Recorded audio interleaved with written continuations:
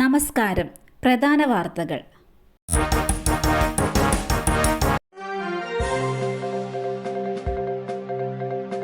തെരഞ്ഞെടുപ്പിൽ തോറ്റതിലെ മനോവിഷമത്തിൽ ആത്മഹത്യക്ക് ശ്രമിച്ച UDF സ്ഥാനാർത്ഥി മരിച്ചു. തദ്ദേശ തെരഞ്ഞെടുപ്പിൽ തോറ്റതിന് ആത്മഹത്യക്ക് ശ്രമിച്ച UDF സ്ഥാനാർത്ഥി മരിച്ചു. ചെറിയകോണി സ്വദേശി വിജയകുമാരൻ നായരാണ് മരിച്ചത്. 59 വയസ്സായിരുന്നു. തെരഞ്ഞെടുപ്പിൽ അരുവിക്കര ഗ്രാമപഞ്ചായത്തിലെ മണമ്പൂർ വാർഡിൽ UDF സ്ഥാനാർത്ഥിയായാണ് വിജയകുമാരൻ നായർ മത്സരിച്ചത്. തെരഞ്ഞെടുപ്പ് ഫലം വന്ന ശനിയാഴ്ച ഉച്ചയോടെ മരത്തിൽ തൂങ്ങി മരിക്കാൻ ശ്രമിച്ചിരുന്നു. ഇത് മകൻ കണ്ടതോടെ ഉടൻ തന്നെ ആശുപത്രിയിൽ എത്തിക്കുകയായിരുന്നു.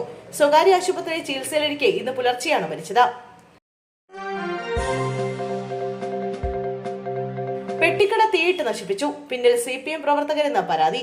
രാത്രിയുടെ മറവിൽ കൊട്ടാരക്കര പെരുങ്കുളം സ്വദേശി ദിനേശിന്റെ പെട്ടിക്കടയാണ് അഗ്നിക്കിരയാക്കിയത്.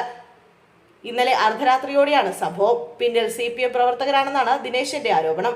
തദ്ദേശ തെരഞ്ഞെടുപ്പിൽ CPM വിമതർക്ക് വേണ്ടി തെരഞ്ഞെടുപ്പ് പ്രചാരണത്തിനിറങ്ങിയതിന്റെ വൈരാഗ്യത്തിലാണ് ജീവിതമാർഗമായ കട കത്തിച്ചതെന്നും നേരത്തെ CPM പ്രവർത്തകർ ഭീഷണിപ്പെടുത്തിയിരുന്നുവെന്നും ദിനേശ് പറയുന്നു. ലിജു, രജനീഷ്, അരുൺ ബേബി തുടങ്ങിയവരാണ് ഭീഷണിപ്പെടുത്തിയതെന്നും ഇവർ ചേർന്നാണ് കട കത്തിച്ചതെന്നുമാണ് ദിനേശ് കൊട്ടാരക്കര പോലീസിന് നൽകിയ പരാതിയിൽ പറയുന്നത്. പോലീസ് സംഭവ സ്ഥലത്തെത്തി വിവരങ്ങൾ ശേഖരിച്ചു. കേസെടുത്ത് അന്വേഷണം ആരംഭിച്ചു.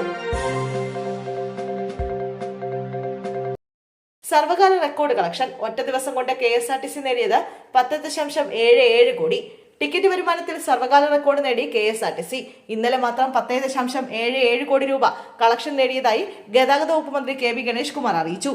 ടിക്കറ്റ് വരുമാനം 0.76 കോടി രൂപ ഉൾപ്പെടെ ആകെ വരുമാനം 11.53 കോടി രൂപയായെന്നും അദ്ദേഹം കൂട്ടിച്ചേർത്തു. ചരിത്രത്തിലെ ഏറ്റവും വലിയ പ്രതിദിന ടിക്കറ്റ് വരുമാന നേട്ടമാണിത്.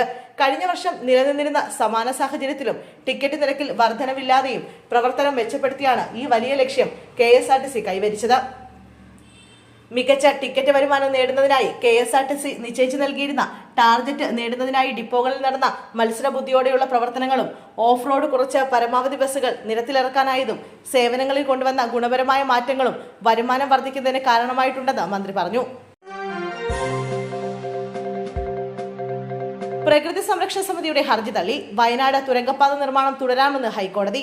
നിർമ്മാണം തടയണമെന്നാവശ്യപ്പെട്ടാണ് വയനാട് പ്രകൃതി സംരക്ഷണ സമിതി ജൂലൈയിൽ ഹൈക്കോടതിയിൽ പൊതുതാൽപര്യ ഹർജി സമർപ്പിച്ചത്. തുരങ്കപ്പാത നിർമ്മാണവുമായി ബന്ധപ്പെട്ട നടപടിക്രമങ്ങൾ ഒന്നും പാലിച്ചിട്ടില്ല. പല പാരിസ്ഥിതിക വസ്തുക്കളും മറച്ചുവെച്ചുകൊണ്ടാണ് ഇങ്ങനെ ഒരു നിർമ്മാണത്തിലേക്ക് കടന്നത് എന്നതടക്കമുള്ള വിഷയങ്ങൾ ചൂണ്ടിക്കാട്ടിയാണ് നിർമ്മാണം തടയണമെന്ന ഹർജിയിലൂടെ പ്രകൃതി സംരക്ഷണ സമിതി ആവശ്യപ്പെട്ടത്. വിഷയത്തിൽ കേന്ദ്ര സംസ്ഥാന സർക്കാരുകൾക്ക് നോട്ടീസ് അയച്ച വാദം പൂർത്തിയാക്കിയ ശേഷമാണ് വയനാട് തുരങ്കപ്പാത നിർമ്മാണവുമായി മുന്നോട്ടു പോകാമെന്ന് ഹൈക്കോടതി ഉത്തരവിട്ടത്. സർക്കാരിന്റെ ക്രിസ്മസ് വിരുന്നിൽ മുഖ്യാതിഥിയായി ഭാവന. മുഖ്യമന്ത്രി പിണറായി വിജയൻ ഒരുക്കുന്ന വിരുന്നിലാണ് ഭാവന പങ്കെടുക്കുന്നത്.